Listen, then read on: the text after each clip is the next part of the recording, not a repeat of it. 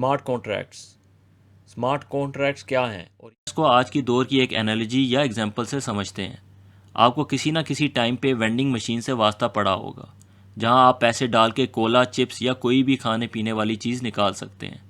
Vending machine programme ہی اسی طرح کی جاتی ہے جو صرف وہ ایکشنز کرتی ہے جو اس کو کوڈڈ کیا ہو۔ ازیوم کریں آپ اس وینڈنگ مشین سے ایک کولا ڈرنک لینا چاہتے ہیں۔ یہ وینڈنگ مشین کچھ اس طرح کوڈڈ ہے کہ یہ صرف ڈالر ایکسیپٹ کرتی ہے۔ اس مشین میں 3 کھانے کی چیزیں ہیں اور ان کی قیمت سیٹ ہے مشین میں۔ کولا کی $2، چپس کی $1 اور بسکٹ کی $3۔ ہر ایک کھانے پینے کی چیز کا یونیک نمبر ہے لینے کے لیے۔ مثلا کولا ڈرنک کا نمبر 10 ہے، چپس کا 11 اور بسکٹ کا 12۔ اگر کوئی دوسرا نمبر ڈائل کیا گیا تو پیسے واپس ہو جائیں گے، اور اگر پیسے زیادہ ڈالے گئے تو چینج یا بقایا واپس آ جائے گا۔ تو جب آپ $5 اور 10 نمبر انپٹ کریں گے وینڈنگ مشین میں تو آپ کو ایک کولا ڈرنک مل جائے گی اور چینج یا بقایا $3 میں واپس مل جائے گا۔ آپ کو چپس یا بسکٹ نہیں ملیں گے کیونکہ یہ پروگرام یا کوڈڈ ہی اسی طرح ہے۔ تو وینڈنگ مشین نے ایک کوڈ کے ذریعے امپلائی یعنی مڈل مین کو ہٹا دیا۔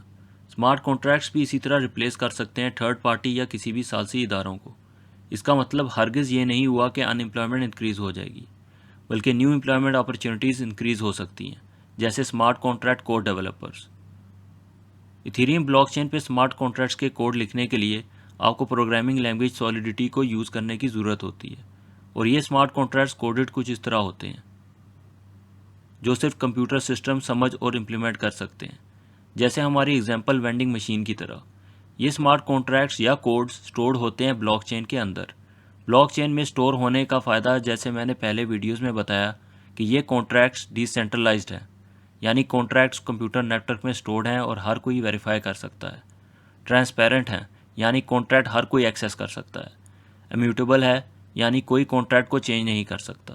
اس 3 بلاک چین کی پراپرٹیز کی وجہ سے کوئی بھی اسمارٹ کانٹریکٹ کو چیٹ یا چینج نہیں کر سکتا۔